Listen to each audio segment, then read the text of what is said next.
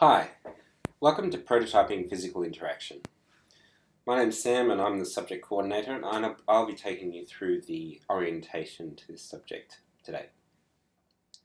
So first things first, what is prototyping physical interaction and what's the kind of idea behind it? Well, there's 6 learning objectives that we've got here, and I think it's kind of good to go through them, even though I know most people don't read them. The first one is the human-centered design process. So that is talking about using a human-centered design process to develop an interactive prototype over time. That revolves around an iterative process, which means you repeat it over and over again to slowly evaluate and refine your design to develop it to become closer to what you're actually after. It doesn't revolve around lots of analysis and then some final design coming into being in the blink of an eye. It's slow. Secondly, we have model and implementation, this one. So that's asking you to develop a model of a physical interactive system that you can use to interrogate your design and understand the way in which parts of your design talk to others. That's basically a technical skill, but it's also very useful for understanding how your different components in your design talk to each other. Third and fourth, we've got embed and process sensors and sensor data. So you need to have sensors in your interactive prototype, but you also need to be able to process the data that comes out of them. Processing can be very simple or it can be quite complicated. The other thing you want is sensory feedback, video, audio, or even haptic feedback that's like force feedback or something like that. So those 2 objectives are basically input, sensor data, and output, sensory feedback of some type. Fifth is communication. You need to be able to communicate your design to a wide audience, telling them why you've made the decisions you've made. And finally, assess the usability and appropriateness of an interactive system through studying its use in context. So this is a really critical idea here. Having a user study in the process rather than right at the end, but having it within the process of design is quite hard to find. Alright, so let's go through why are we doing this. So over the last 10 years or so, there's been a massive change in the way that we use computers. For a long time there, it was, you have a computer, it has a screen, it has a keyboard, it has a mouse. We all are familiar with that paradigm, but these days computers are getting smaller, finding their way into lots of things you wouldn't expect them to be, like inside a watch, inside a little wristband, those types of places. There's also been a concomitant increase in the power of Wi-Fi and Bluetooth wireless networking systems. So they're becoming much more powerful and much smaller and much easier to use. Alongside that, we've got the Arduino and Raspberry Pi ecosystems that have grown up over the last 10 years. These are open source platforms for hardware. We're very well acquainted with the years of open source software and the way that that has opened up a lot of software options for people. But open hardware is also very important. And of course I realise that Raspberry Pi isn't completely open, but it's just about there. And finally, the technical skills needed for all of this have become much easier to grasp with a number of new software platforms. Now, iterative design is something that is not often taught at university. We tend to focus on designing well in the first place, and we don't have the time to do studies where we give our prototype to people. we've built iterative design into this subject, as we'll talk about in a second. So that's why we have come up with this new subject called prototyping physical interaction. It's also because it's fun. So for assessment, what are we going to ask you to do? Oh dear, I'm trying this thing. We're going to ask you firstly to create a technology tutorial. That means you might have a particular technology you're interested in, and you would create a technology tutorial for your peers. With 20 of you in the class, that will be 20 tutorials on hopefully different and unique technologies. It's just how to use it, basic stuff. A bit of an example and a video of your implementation of it. Secondly, we want you to get into a group and come up with an idea for your project and then model it. That's basically coming up with all of the components, sensors, outputs, processing stages, and the data that's passing between them.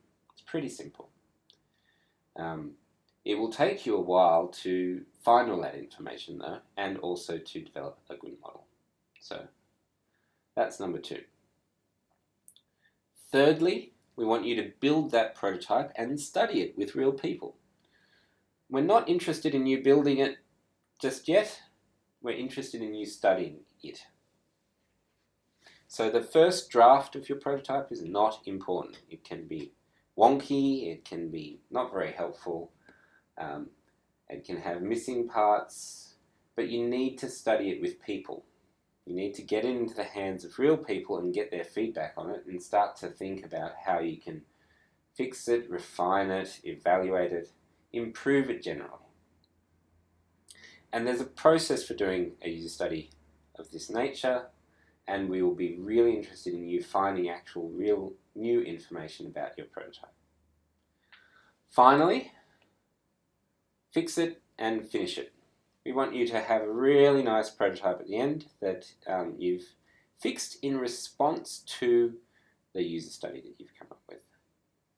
Maybe you've done something different or redesigned it or removed parts of it even, but it's finished now. It's a resolved design.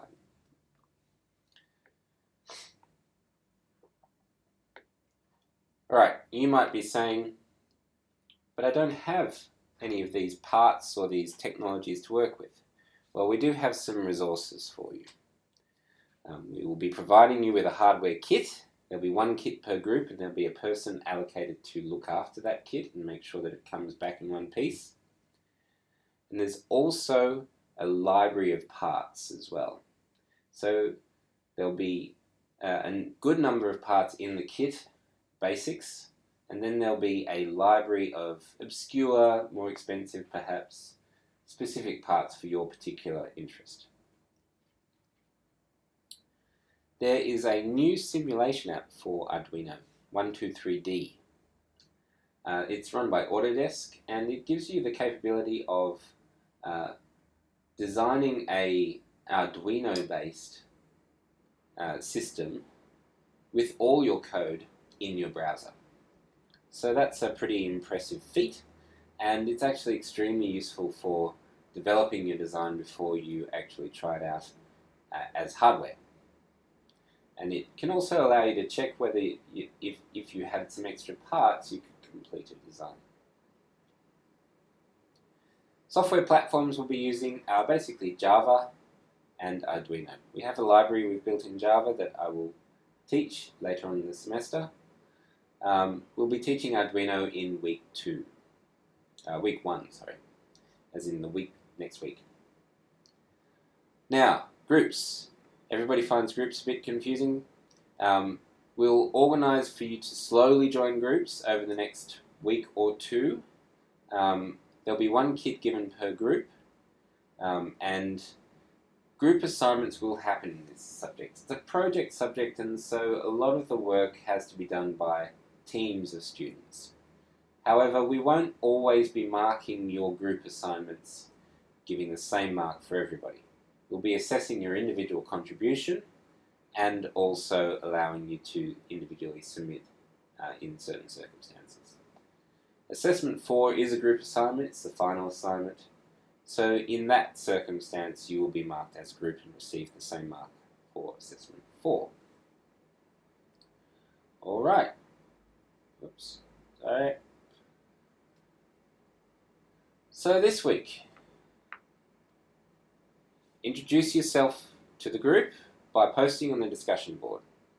A post that introduces you should give the class an idea of who you are and what you've done and what you're... Perhaps you could use the SWOT technique. You talk about your strengths, your weaknesses, opportunities and threats as well. So that's a common technique for examining concepts from multiple angles, and you can also use it for yourself.